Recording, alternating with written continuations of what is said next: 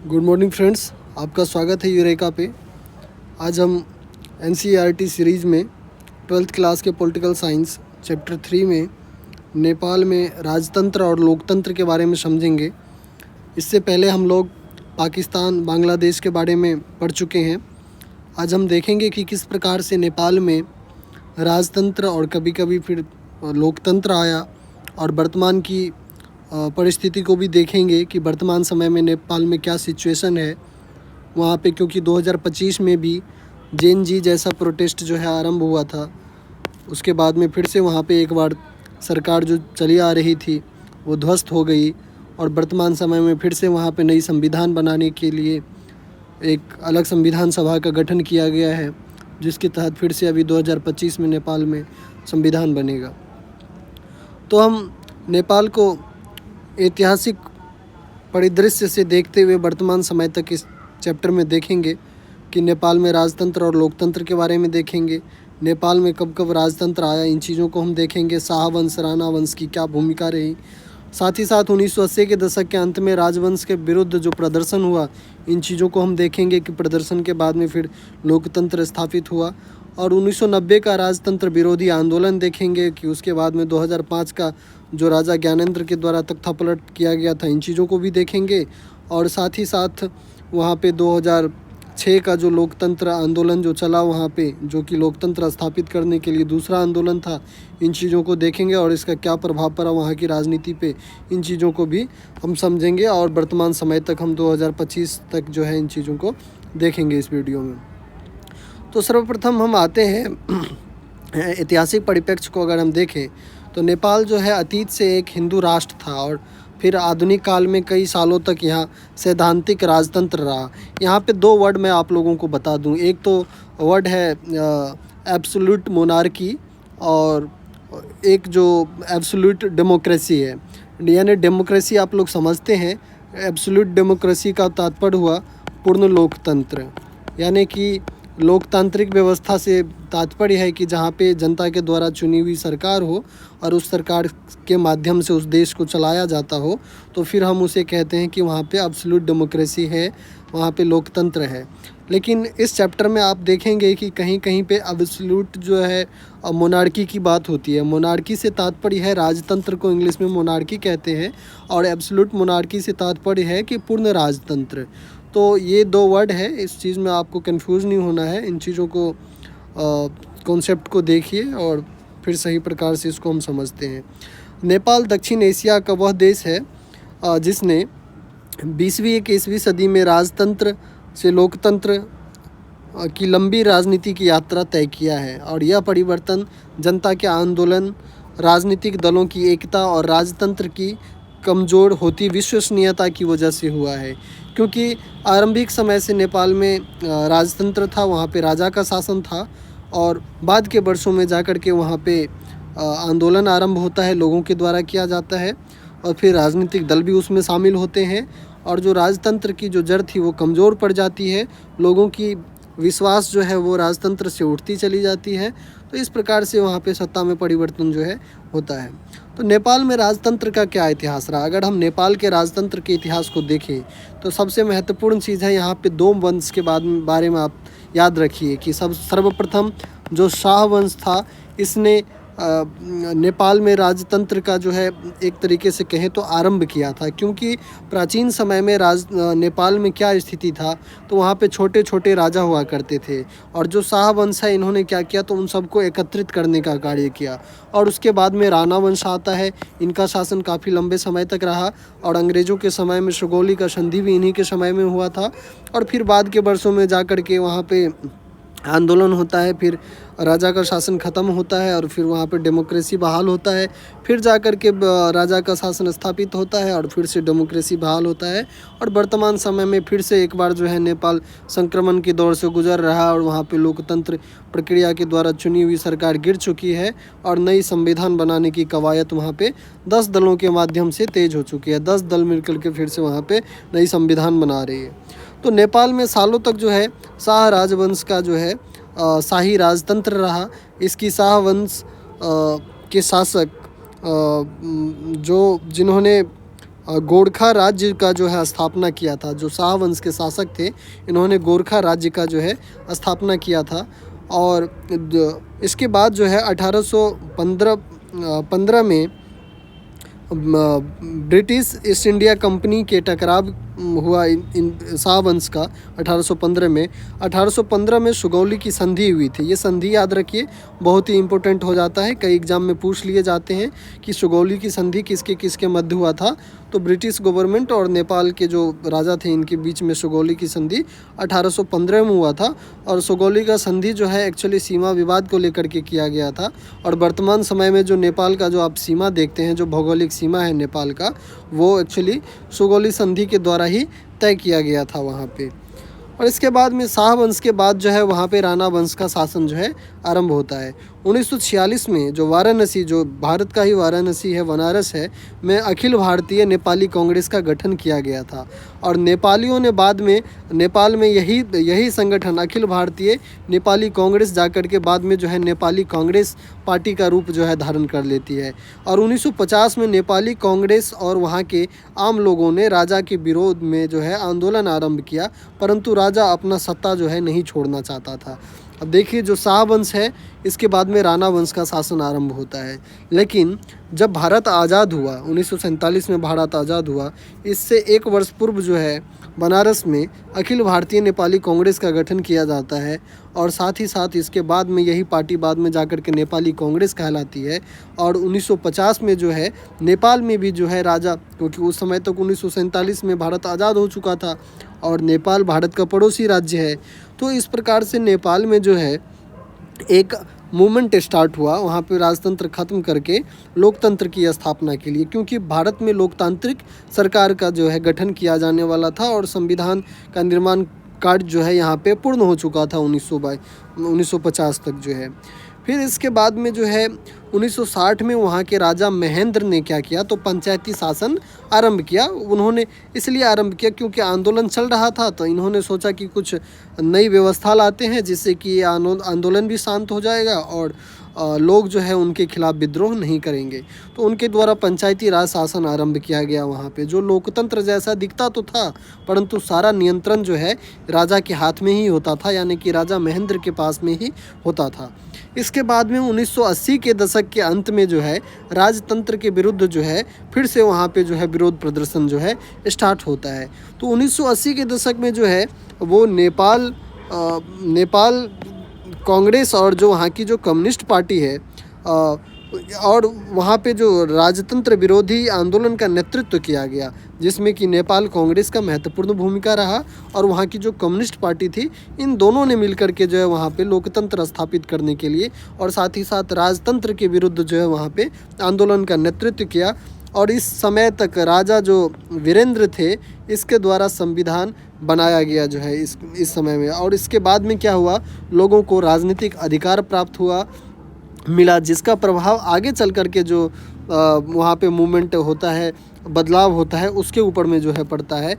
राजनीतिक अधिकार मिलने के बाद में राजतंत्र की समाप्ति जो हुआ वो महत्वपूर्ण रहा, क्योंकि अब देखिए सबसे पहली बात तो ये है कि इनके द्वारा मूवमेंट स्टार्ट किया गया नेपाली कांग्रेस और कम्युनिस्ट पार्टी के द्वारा। इसके बाद में जो वहाँ के राजा थे, इन्होंने जो है संविधान का निर्माण करवाया और संविधान का जो निर्माण हुआ तो लोगों को अधिकार दे दिए गए, पॉलिटिकल राइट दे दिए गए। और पॉलिटिकल राइट मिलने का परिणाम ये होता है कई बार कि समाज में जो है खुलापन आ जाता है, उनके पास में अभिव्यक्ति की आज़ादी बढ़ जाती है, उनके पास में अधिकार बढ़ जाते हैं, तो वो और भी मुखर होकर के सरकार के खिलाफ आवाज़ उठाने लगते हैं। और इसका परिणाम जो है यही हुआ नेपाल में भी कि राजतंत्र की जो है समाप्ति की ओर जो है वहाँ पे कदम बढ़ा इन चीज़ों से जो है। फिर उसके बाद में हम देखते हैं 1990 का राजतंत्र विरोधी आंदोलन जो है आरंभ हुआ था। ये हमने देख लिया कि किस प्रकार से यहाँ पे राजतंत्र की समाप्ति हो जाती है। और फिर उसके बाद में जो है एक बार फिर से जो है, क्योंकि यहाँ पे जो राजतंत्र की समाप्ति हुई थी वो एक्चुअली एब्सोल्यूट मोनार्की की समाप्ति जो है मतलब वहाँ पे नहीं हुई थी। वहाँ पे राजा अभी भी जो है प्रमुख थे, पूर्ण रूप से लोकतंत्र का स्थापना जो है वहाँ पे नहीं हो पाया था। तो 1950 के दशक में जो है राजतंत्र विरोधी आंदोलन जो है फिर से आरंभ होता है और इस समय देखिए कि राजा महेंद्र के द्वारा आरंभ किए गए पंचायती राज प्रणाली को खत्म कर दिया जाता है और 1990 में नया संविधान लागू किया जाता है और नेपाल में संवैधानिक राजतंत्र की स्थापना की जाती है। यानी संवैधानिक राजतंत्र, इससे क्या तात्पर्य है? कॉन्स्टिट्यूशनल मोनार्की, यानी कि जो राजा है वो संवैधानिक प्रमुख होंगे। जैसे कि एक प्रकार से आप कह सकते हैं कि राष्ट्रपति के तरह जो है, जैसे राष्ट्रपति राष्ट्र प्रमुख होते हैं लेकिन जो मुख्य शक्ति है वो प्रधानमंत्री के पास में ही होता है। तो यहाँ पे 1990 में जो नया संविधान बना, यहाँ पे कॉन्स्टिट्यूशनल मोनार्की की स्थापना की गई, यानी संविधान के तहत जो है राजतंत्र की जो है स्थापना की गई।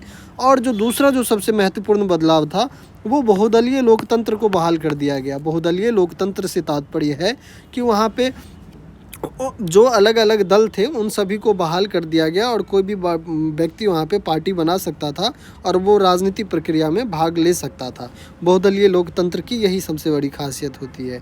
इसके बाद जो देखिए 2005 में क्या होता है कि राजा ज्ञानेंद्र द्वारा जो है, जो यहाँ पे जो एब्सोल्यूट जो कॉन्स्टिट्यूशनल जो मोनार्की जो स्थापित किया गया था, संवैधानिक जो राजतंत्र की स्थापना हुआ था, इस चीज़ को 2005 में राजा ज्ञानेंद्र ने क्या करा, तो उन चीज़ों को ख़त्म कर दिया। फिर से इन्होंने तख्ता पलट करके एब्सोल्यूट मोनार्की की स्थापना कर दी इन्होंने, यानी पूर्ण रूप से फिर से इन्होंने राजशाही आरंभ कर दिया, राजतंत्र का आरंभ कर दिया।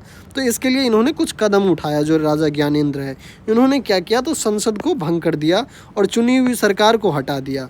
जो चुनी हुई सरकार इस समय में 1990 के दशक से उस समय में जो रही होगी, उस सरकार को हटा दिया और उसके बाद में 2005 में पूर्ण सत्ता पर नियंत्रण कर एक बार फिर जो है निरंकुश राजतंत्र की स्थापना जो है राजा ज्ञानेंद्र के द्वारा किया गया। अब देखिए, मैं सभी घटनाओं के बारे में अत्यधिक डिटेल में नहीं जा रहा हूँ, क्योंकि मेरी कोशिश है कि मैं आपके बुक के अनुसार ही जाऊं।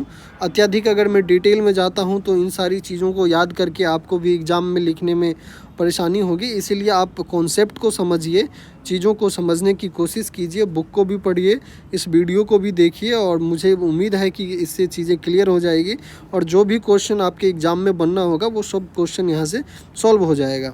तो आपके लिए कॉन्सेप्ट पढ़ना ज़रूरी है। अगर ज़्यादा ही मैं डेप्थ में जाऊँगा तो इसी टॉपिक के ऊपर में 4 से 5 घंटे तक की क्लास हो सकती है। तो इस वजह से मेरी कोशिश है कि मैं आपके एनसीईआरटी के अकॉर्डिंग ही चीज़ों को मैं पढ़ाऊँ और इन चीज़ों को मैं समाप्त करूँ। लोकतंत्र समर्थक आंदोलन के बारे में अब हम बात करते हैं कि हमने देख लिया कि किस प्रकार से 1990 का राजतंत्र विरोधी आंदोलन रहा। उससे पूर्व जो है 1980 के दशक में राजतंत्र के विरुद्ध जो है आंदोलन जो है आरंभ होता है।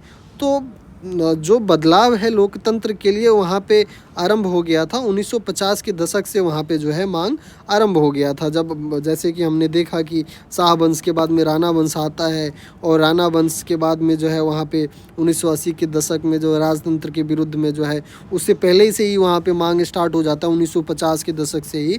और 1980 के दशक के अंत तक जो है राजतंत्र के विरुद्ध जो है प्रदर्शन स्टार्ट होता है और जो वहाँ के राजा होते हैं वो कुछ कदम उठाते हैं और उनके द्वारा संविधान बना दिया जाता है।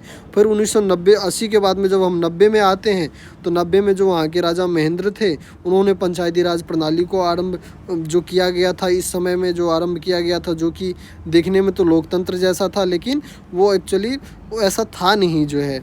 तो उस चीज़ को भी, जो पंचायती राज प्रणाली के तहत जो भी चीज़ें छूट दी गई थी उन चीज़ों को भी ख़त्म कर दिया किसने, तो राजा महेंद्र के द्वारा ख़त्म कर दिया गया और उन्होंने नया संविधान लागू किया और नेपाल में राजतंत्र का स्थापना कर दिया और बहुदलीय लोकतंत्र का जो है बहाल कर दिया। लेकिन राजतंत्र की स्थापना में याद रखना है कि उन्होंने संवैधानिक राजतंत्र का स्थापना किया था। और 1905 में राजा जो ज्ञानेंद्र थे, इनके द्वारा फिर से तख्ता पलट कर दिया जाता है, संसद भंग कर दिया जाता है, जो सरकार थी उनको ख़त्म कर दिया जाता है और फिर से वो सत्ता के ऊपर में काबिज हो जाते हैं और निरंकुश राजतंत्र की स्थापना करते हैं। अब इसके बाद में हम लोकतंत्र समर्थक जन आंदोलन का जो दूसरा फेज है, अगर हम देखें तो 2006 से जो पूर्व तक का जो फेस रहा, यानी 1950 से जो स्टार्ट हुआ, फिर 1980 में आते हैं, फिर 1990 में हम एक बदलाव देखते हैं, फिर उसके बाद में हम 2005 में देखते हैं जो राजतंत्र की, वो निरंकुश राजतंत्र की स्थापना होती है। फिर जब इन्होंने सत्ता पे काबिज कर लिया अपने आप को स्थापित कर दिया राजा ज्ञानेंद्र ने 2005 में, तो एक बार फिर से वहाँ पे जो है लोकतंत्र समर्थकों ने जो है जन आंदोलन स्टार्ट करा। और इस बार का जो जन आंदोलन था वो इतना व्यापक था कि फिर इसका परिणाम जो हुआ कि लोकतंत्र की स्थापना वहाँ पे फिर से जा कर के होती है। आइए हम देखते हैं इसकी विशेषताओं को समझते हैं। 2006 में जो लोकतंत्र समर्थक जो जन आंदोलन आरंभ हुआ था नेपाल में, इन चीज़ों को जानते हैं। तो आंदोलन की विशेषता ये थी कि इस आंदोलन में सभी राजनीतिक दल शामिल थे इसमें, यानी जो कम्युनिस्ट पार्टी थे, जो माओवादी संगठन थे, वो सब भी लेफ्ट पार्टी सारी शामिल थी। इसके बाद में नागरिक समाज के लोग शामिल थे, यानी आम पब्लिक भी उसमें शामिल थे। छात्र संगठन भी महत्वपूर्ण भूमिका निभा रहे थे। यानी अगर देखा जाए तो मोटा मोटी समाज के हर एक वर्ग के लोग जो है इसमें शामिल थे, सभी पार्टियां इसमें शामिल थी। जनता का विशाल जो है समर्थन प्राप्त था इस आंदोलन को, और राजतंत्र विरोधी सबसे मजबूत आंदोलन जो है ये नेपाल के इतिहास में सिद्ध हुआ। जो 2006 का जो जन समर्थक आंदोलन था, लोकतंत्र समर्थक आंदोलन था, आंदोलन का परिणाम क्या रहा? जो राजा जो अपने आप को 2005 में सत्ता पे काबिज कर लिया था जिन्होंने, उनको सत्ता छोड़ना पड़ा। किनको? तो राजा ज्ञानेंद्र को। और संसद को जो है पुनः जो है उनके द्वारा बहाल किया गया और नई संविधान सभा चुनी गई। और 2008 में नेपाल में जो है गणतंत्र बन गया नेपाल, जो है वहाँ पे फिर से नई प्रक्रिया बहाल हो गई और राजतंत्र की समाप्ति हो गई। वहाँ पे राजा का जो शासन था उसका समाप्ति हो गया और साथ ही साथ लोकतांत्रिक प्रणाली जो है स्थापित हो गई थी। कब? तो 2008 में। मूवमेंट कब स्टार्ट हुआ? 2006 में। किनके विरुद्ध स्टार्ट हुआ? तो ज्ञानेंद्र साहब के विरुद्ध स्टार्ट हुआ था। अब हम देखते हैं कि नई व्यवस्था में क्या समस्याएं थी, वहाँ पे जो व्यवस्थाएं चली आ रही थी उसमें आखिर क्या ऐसी समस्याएं आई जिस वजह से वर्तमान में फिर से 2025 में जो है वहाँ पे एक बार फिर से वो अपोजिट, जो अभी तक हमने ये देखा कि राजतंत्र के विरुद्ध जो है लोकतंत्र को स्थापित करने के लिए मूवमेंट चला नेपाल में, लेकिन अभी 2025 का जो जेनजी आंदोलन है इसमें जो सबसे महत्वपूर्ण बात है कि इनका डिमांड था कि फिर से नेपाल में राजतंत्र की स्थापना हो। तो अब हम देखते हैं जो नई व्यवस्था आरंभ की गई थी लोकतंत्र के तहत, लोकतांत्रिक व्यवस्था के तहत नेपाल में, उन व्यवस्था में क्या ऐसी समस्याएं थी, क्या ऐसी कमियां थी जिस वजह से फिर से जेनजी आंदोलन 2025 में नेपाल में हुआ।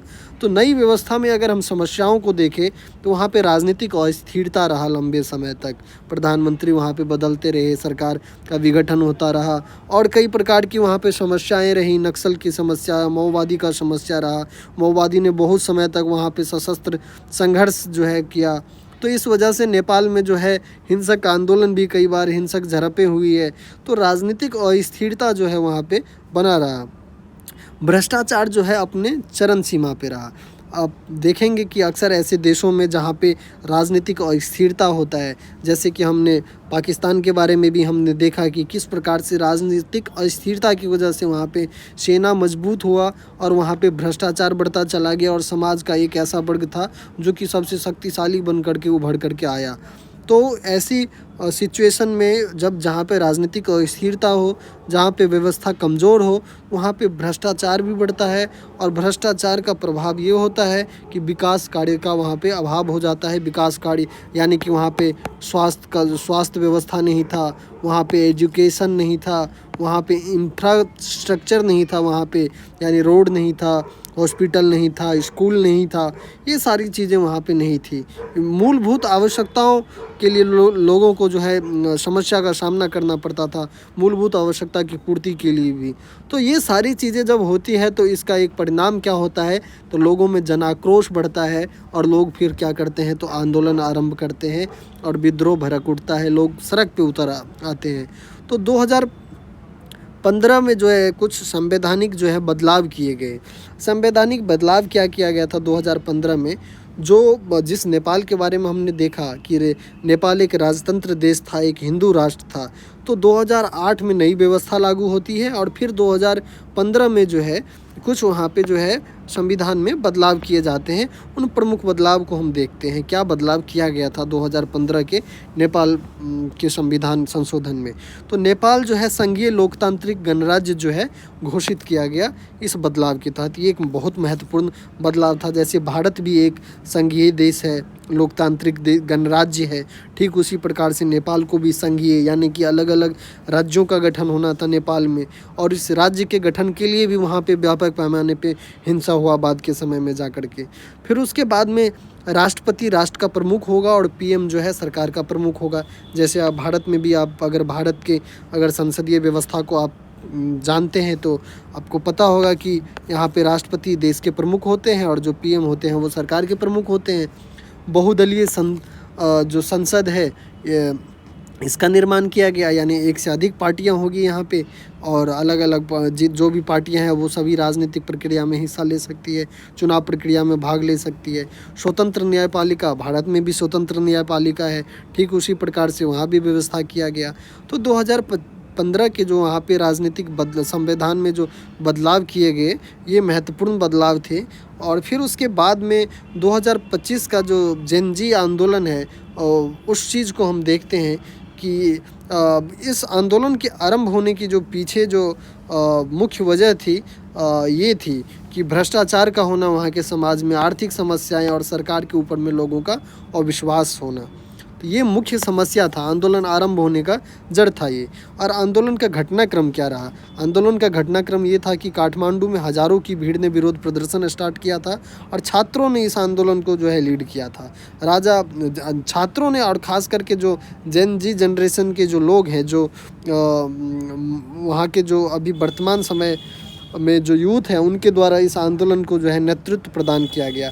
राजा ज्ञानेंद्र को वापस लाने का मांग किया गया। वही राजा ज्ञानेंद्र जिनको सत्ता से जो है उखाड़ फेंक दिया गया था। कब? तो 2006 में इनको फिर से वापस से जो है सत्ता में लाने का जो है मांग किया गया। और हिंसक झड़प में कई लोग मरे थे इसमें, और वहाँ के जो नेता थे वो सभी देश छोड़ के भाग रहे थे। वहाँ के एक दो नेता को जो है जिंदा जला दिया गया था। तो इस प्रकार का हिंसक आंदोलन हुआ नेपाल में अभी 2025 में जो है। हिंसा को देखते हुए वहाँ के जो सिटिंग जो पीएम थे, जो सुशीला कार्की जिनका नाम है, वो भी देश छोड़ के वहाँ से भाग गई थी। तो इस प्रकार से नेपाल में एक बार फिर से जो है जो लोकतांत्रिक व्यवस्था 2008 में जो है स्थापित हुआ था वो चीज़ें फिर से वहाँ पे भंग हो गया। वो लोकतांत्रिक व्यवस्था उसका जो मुख्य वजह रहा वो भ्रष्टाचार, गरीबी और आर्थिक समस्याएं, विकास का अभाव, जिन लोगों के द्वारा ये कारण बताया गया आंदोलन का। इन्हीं सभी मुद्दों के लेकर के आंदोलन आरंभ हुआ था। और वर्तमान समय में फिर से वहाँ पे जो 10 दल है ये सब मिल कर के नई संविधान बनाएंगे। अभी देखते हैं भविष्य में कि कब ये संविधान बन के तैयार होता है और नेपाल में फिर से एक नई सरकार बहाल होगी। इन चीज़ों के बारे में हम कभी और देखेंगे जब ये चीज़ें हो जाएगी। फ़िलहाल अभी इस वीडियो को हम ख़त्म करेंगे और जो नेक्स्ट चैप्टर होगा वो श्रीलंका में जातीय संघर्ष को लेकर के होगा। इन चीज़ों को हम देखेंगे और फिर हम इसके बाद में पाकिस्तान और भारत के संघर्ष के बारे में जानेंगे और इस चैप्टर को जो जल्द ही ख़त्म करेंगे। आप सब ऐसे ही देखते रहिए। धन्यवाद। अगर अच्छा लगे आप और भी लोगों तक पहुँच